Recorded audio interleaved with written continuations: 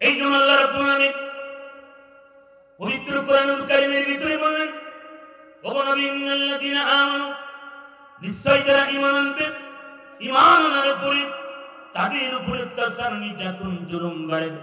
সাহাবা বাইরের কথা বলতেছিলাম আমার আবু তাহের ভাই, যারা ঈমান আনবে এই পৃথিবীতে আল্লাহকে রব হিসাবে মেনে নেবে, আল্লাহকে রব হিসাবে মানবে, রাসূলকে নবী নেতা হিসাবে যারা মানবে, তাদের উপরে দুনিয়ায় অত্যাচার, নির্যাতন আসবে। কারণ আল্লাহ পাক বলেন, ফালাহুম আজরুহুম ইনদা রাব্বিহিম, আমার পক্ষ থেকে তাদের জন্য পুরস্কার যাবে। জোরে বলুন সুবহানাল্লাহ। আল্লাহ বলেন, যারা আমার দিন কায়েমের জন্য, ইকামতের দিন কায়েমের জন্য যারা বুকের ভিতরে গুলি নিয়েছে, রক্ত দিয়েছে, আমার জমিনকে যারা লাল করে দিল নবী, ওদের মরতে দেরি, জান্নাত পেতে ওদের দেরি হবে না। জোরে বলুন সুবহানাল্লাহ। সম্মানিত ভাই আমার, এই দুনিয়ায় কেউ কারুণাপূর্ণ নয়, এই দুনিয়ায় কেউ কারুণাপূর্ণ হবে না। বাবা কবরে গেছে, মা কবরে গেছে, বাবার কবরে মা যাবে না। কথা বলতে হবে। বাবার কবরে মা যায় না, মার কবরে বাবা যাবে না, সন্তানের কবরে বাবা যায় না, বাবার কবরে সন্তান যায় না। দুনিয়ায় কেউ কারণ নাই। আমার ভাইরা, আমাদের জননী সন্তানগুলোকে এতিম করে তিনি দিল্লির এতিমখানায় বসে বসে এখন চা খাচ্ছে। কথা বলেন, আমাদের কি জননী। আপনি নিজের মাকে বাদ দিয়ে যদি অন্য কাউকে মা বানান, মা এরকমই হয়। কথা বলে ঠিক না আমার ভাইয়েরা? নিজের মা বাদ দিয়ে জননী সাইজ, হারাম করেরা, নারী করেরা জননী সাইজ। কথা বলে ঠিক। এক একজন এমপি মন্ত্রীর খেতার ভিতর টান দিলে ময়দান নারী বেরিয়ে আসে। বুড়া বুড়া এমপি চিন্তা করে আজরাইল কয়েকদিন ভাই বানাবে, তারপর ওদের খেতার মধ্যে নারী আর মদ আর কারো বউ ভাগে নিয়ে আসতেছে। তার মাঝে ওই ধরনের সব হারাম করে। কথা বলে কিচ্ছু ছিল না। রাতে অন্ধকারে তারা দোতলা তিনতলা বাড়ি। কথা বলে ঠিক না? এদেশের টাকা পয়সা সব লুটপাট করে বিএনপির কাছে টাকা নাই, জামাতের কাছে নাই, সব ওদের কাছে নাই। কথা বলে বিএনপির ভাই আছে কি এখানে? আছে? আমি আপনাদের পায়ে হাত রেখে বলছি, ওই হারাম করতে কোনো জায়গা দেবেন না। কারণ সারা বাংলাদেশে আমরা শুনতে পাচ্ছি টাকার বিনিময়ে নাকি আপনার ঘরের ভিতরে নাস্তা করাচ্ছে। আমার ভাইয়েরা, আয়না ঘরে আপনাদের নেত্রী আজ কতবার চলে গেল, জীবনটাই শেষ হয়ে গেছে। কথা বলে শিখিরা। আমার তারিক ভাই মারের চোটে হাড়হাড্ডি ভেঙে সব বিদেশ পাচার করেছে। কথা ঠিকই না? আপনাদের কি মনে পড়ছে না? সালাউদ্দিন কাদেরের মতন লোককে তারা ফাঁসি দিয়েছে, ইলিয়াস ভাইয়ের মতন মানুষকে বঙ্গোসাগরে ভাসিয়েছে, এদেশের হাজার হাজার ছাত্রদল, যুবদল, জাতীয়বাদী মানুষদেরকে গমখম করেছে। কথা বলে ঠিকিরা? তারপর হারাম ভোটের সাথে কিসের সম্পর্ক? আল্লাহ পাক কোরআন শরীফের কিসাস দিয়েছে, ওরা যেভাবে হত্যা করেছে এইভাবে তোমাদের হত্যা করো। নির্দেশ কার? জোরে বলেন কার? আমার ভাইরা, কোনো ছাড় হবে না। কিসের ছাড়? কোনো আপোষ হবে না। আল্লাহ নবী, বিশ্ব নবী মক্কা বিজয় হয়ে গেল। আশুলিয়াবাসী কান দিয়ে শুনি মক্কা বিজয় হয়ে গেল। নবী উঁচু জায়গায় দাঁড়ালেন, সাহাবাদের সামনে বললেন, সাহাবারা তোমরা শোনো, আমি এই মক্কাবাসীকে আমি সাধারণ ক্ষমা করে দিলাম। মক্কাবাসী ছোট ছোট কাফের আনন্দ লাফালাফি শুরু করলো। কারণ আব্দুল্লাহর বেটা মুহাম্মদ যেটা বলে সেটা সত্য বলে, সাধারণ ক্ষমা পেয়ে গেলাম, তাহলে আর কি করে, আমরা তো কোনো সমস্যা নাই। কিন্তু রাসূল টান দিয়ে দিলেন, ও সাহাবারা, আমি সবাইকে মাফ করতে পারলাম না, কিছু মানুষকে আমি ক্ষমা করতে পারলাম না। কিতাবের ভিতরে আছে 12 জন, 15 আছে 9 জন, 15 আছে 14 জন, 15 16 জন, 12 জনের কথা বেশি আছে। আমার ভাইয়েরা, ওই জামানায় 12 জনকে আল্লাহ রাসূল ক্ষমা করে নাই। জোরে বলেন কথা ঠিক? সম্মানিত ভাইয়েরা আমার, এই বাংলাদেশে সবচেয়ে বেশি কিয়ামতের দিন ক্ষতি করেছে উলামা লীগ। কথা বলেন, এই হারামখোরেরা পাঁচাটা গোলাম ছিল। কথা ঠিকই না? এরা কিসের জন্য আলেম হয়েছিল আমি বুঝতে পারছি। তার ভিতরে সবচেয়ে বেশি ভয়ঙ্কর ছিল ফরিদউদ্দিন মাসুদ। এই হাইনার দলে পাটপাট গুরু হনুমান সাভারে যাই, শাহবাগে যাই বলছে, সাইদি, গোলাম আজম, কাদের মোল্লা ফাঁসি, এটা আমাদের স্পৃহা। ওর মুখে বক্সে ডাক সব ভুলে গেল। কথা বলেন, মুফতি ফয়জুল্লাহ মারিসোডে সেনাবাহিনীর গাড়ি দিবেন, আরেকজন আছে নীলফামারী ও কাফেরউদ্দিন সরকার, নাম কি? কিতাবুল ইসকফিরউদ্দিন কাফেরউদ্দিন সরকার।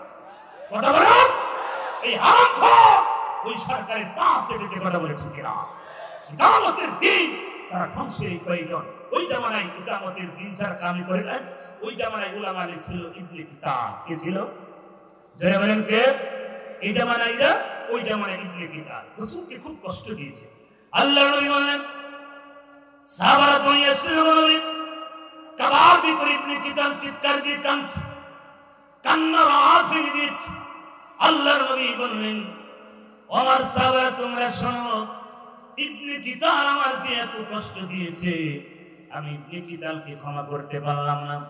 সাহাবারা বললেন তো কাবাস গিলাপ ধরে হাওয়া করে কাঁদছিস, এত টানা টানছি আসতে চাই না ইয়া রাসূলুল্লাহ। আল্লাহর নবী বললেন ও আশুলিয়াবাসী কান দিয়ে শুনি। আল্লাহর নবী বললেন সাহাবারা তোমরা শোনো, ইবনে কিতাব যদি কাবার গিলাপ না ও কাবা শরীফের ভিতরে যদি সিজদায় পড়ে থাকে, ও জায়গায় তাকে হত্যা করে ফেলো। ওই জামানায় যদি আমার নবী 12 জনকে মাফ না করতে পারে, এই বাংলাদেশে 24 জনের কোনো ক্ষমা হবে না। কথা বলে ঠিক না? আমার ভাই, এই বাংলাদেশের হাজার হাজার সন্তানের মায়ের বুক খালি করেছো, কথা ঠিক না? হাজার হাজার নারী তুমি বিধবা করেছো, হেফাজতের হাজার হাজার কর্মীকে তোমরা হত্যা করেছো, বিদ্রোহী তোমরা বলেছো বিডিআর বিদ্রোহ, কোন বিদ্রোহ না। তার আগের দিন ওরা মিটিং করেছে, বিএনপি পন্থী জামাতপন্থী অন্যপন্থী সেনাবাহিনীদেরকে হত্যা করেছে তারা। কথা বলে ঠিক না?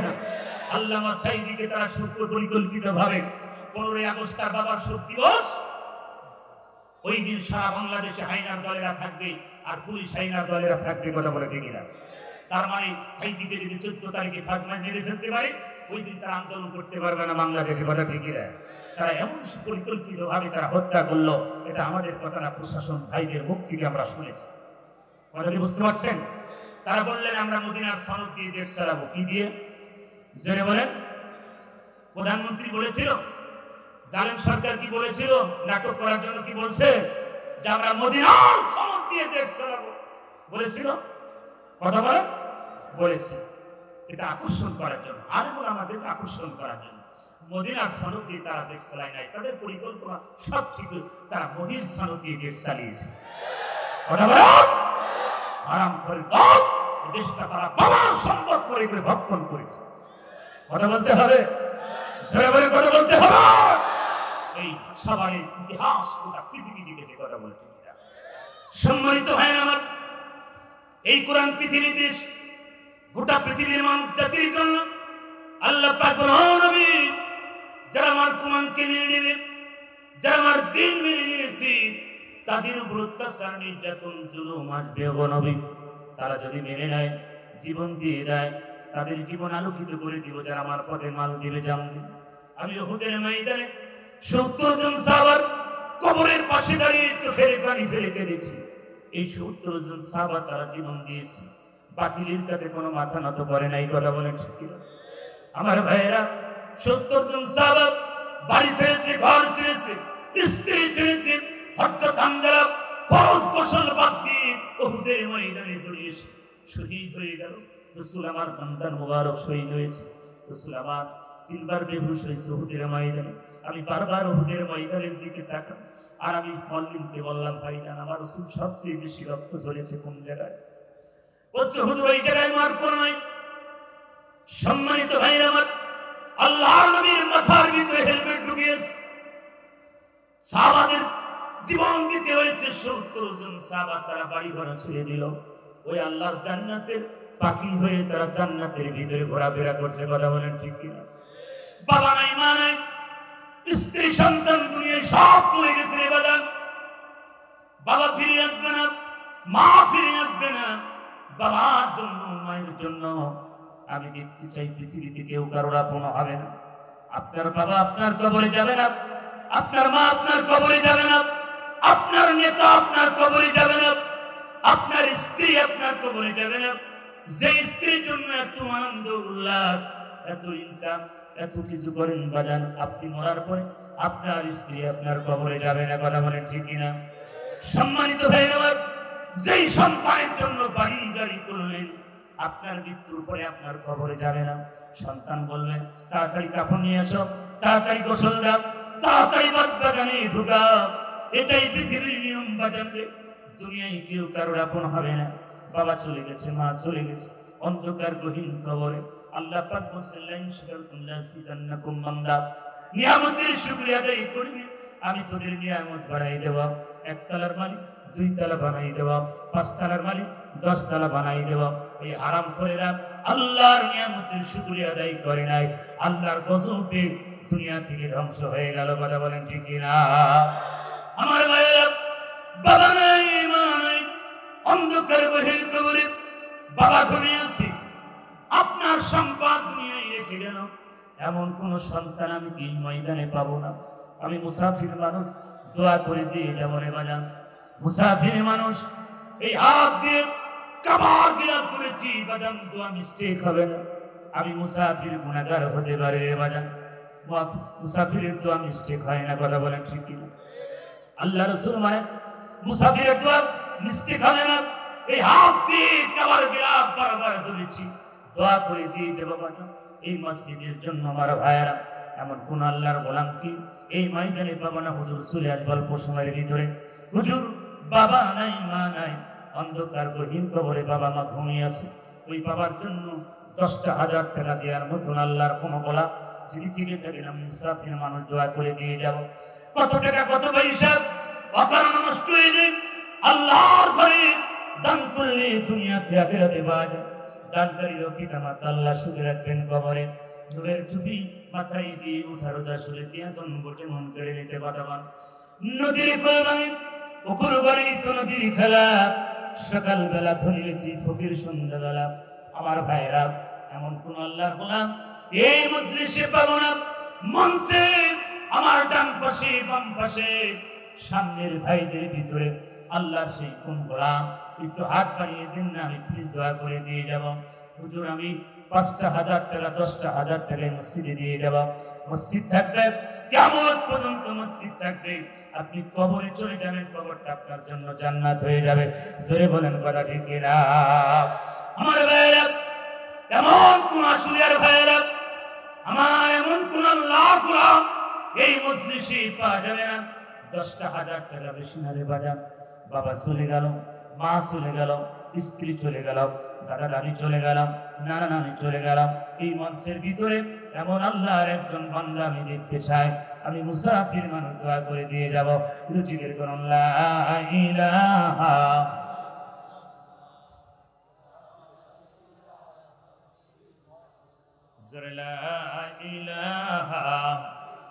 জনাব মোহাম্মদ মুক্তার হোসেন মন্ডল সভাপতি আছেন কি? ওই আসেন ভাই, আপনি বসেন। দেশ খুঁজতেছে আপনি পিছনে এখন, কারণ এখন তো আপনারা সামনে থাকবেন। কথা ঠিকই না?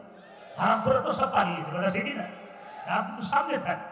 এখন বলেন ভাই, আপনার দেশ শুরু হয়ে যায়, কারণ আপনি সভাপতি মানুষ। হ্যাঁ, জান্নাতের ভিতরে একটা মাহফিল হবে বিশাল আকার। সেই মাহফিলের বক্তৃতা দেবেন আমার নবী। আমার ভাইয়েরা, আল্লাহ পাক সেখানে সভাপতিত্ব করবেন। জোরে বলেন সুবহান। আল্লাহ যেন ওই মাহফিলে বসা আজকে আমার ভাইজানকে কবুল করে দেন। ভাইজান আপনি বলেন, তারপরে আমি শুরু করব।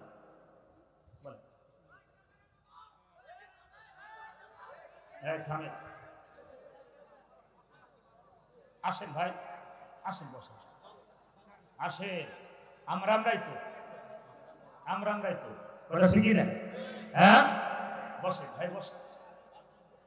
আরে বসেন ভাই, ভয় নাই। আচ্ছা ভাই, মুক্তার হোসেন মন্ডল, ওয়ালাইকুম আসসালাম। ভালো আছেন তো আপনি? মুক্তার হোসেন ভাই, কই মুক্তার ভাই? বলেন, আপনি তো বলি না। মাইকটা দিন তো, তাড়াতাড়ি দিন, বড় অঙ্কের টাকা বলবেন, এই জন্য মাইক দিয়েছে, বুঝতে পারছেন? সাংগঠনিক সম্পাদক, তাই তো? আজকে যে আমাদের যে বাইতুল নূরে জামে মসজিদ স্বপ্নে আলো ফাউন্ডেশনের থেকে ওয়াজ মাহফিল অনুষ্ঠিত হচ্ছে। আজকে যে প্রধান অতিথি সাভার আসলে গণমানুষের নেতা ডাক্তার মোহাম্মদ সালাউদ্দিন বাবু আসতে পারেনি, সে অসুস্থ। এই কারণে তার এই ছোট ভাই আমাদের মাঝে উপস্থিত হয়েছে আশকর দেওয়া। সে আসতে পারে বলে আমাদের মাঝে আশকর দেওয়াকে পাঠিয়েছে। আমরা এই জন্য তাকে আমরা ধন্যবাদ জানাই। আশ্রয় দেওয়ার আমাদের মাঝে উপস্থিত হয়েছেন। আর আমাদের মাঝে এখনো যে প্রধান বক্তা আসে নাই, আপনারা দ্রুত সহকারে বসে থাকুন। হ্যাঁ, আপনি একটু তাড়াতাড়ি বলে দেন, জনগণ তাকিয়ে দিয়েছে আপনার দিকে, বুঝতে পারছেন? আপনারা সবাই ভালো আছেন তো, সুস্থ আছেন? দীর্ঘ 18 বছর কোন ওয়াজ মাহফিলের মুক্ত মঞ্চ হয়েছে? আপনারা করতে পারেন নাই। এই জালিম সরকার, ফেসিবাদী সরকার, গুম খুন নির্যাতনের সরকার পালাইছে। ঠিক এখন যে বর্তমানে সরকার আছে, আপনাদের ওয়াজ করতে কোনো অনুমতি লাগবে না। না, কোনো অনুমতি লাগবে না। কোনো অনুমতি লাগবে না, যখন যেখানে খুশি ওয়াজ করতে পারবেন। আলহামদুলিল্লাহ। এবং আমাদের যে সরকার আসবে বিএনপির, সে সরকারও আপনাদের প্রতি সহানুভূতি থাকবে। ওয়াজ মাহফিল যে কোনো সময় করবেন, যে কোনো সময় সমস্যা হয়, আমাদের এমপি ডাক্তার জামাল বাবু আপনাদের পাশে আছে। আপনারা সবাই আমাদের এমপির জন্য দোয়া করবেন। সামনে নির্বাচন, আপনারা সবাই আমার নেতা, আমার অভিভাবক, আমার গুরু, তাকে আপনারা সবাই নির্বাচিত করবেন।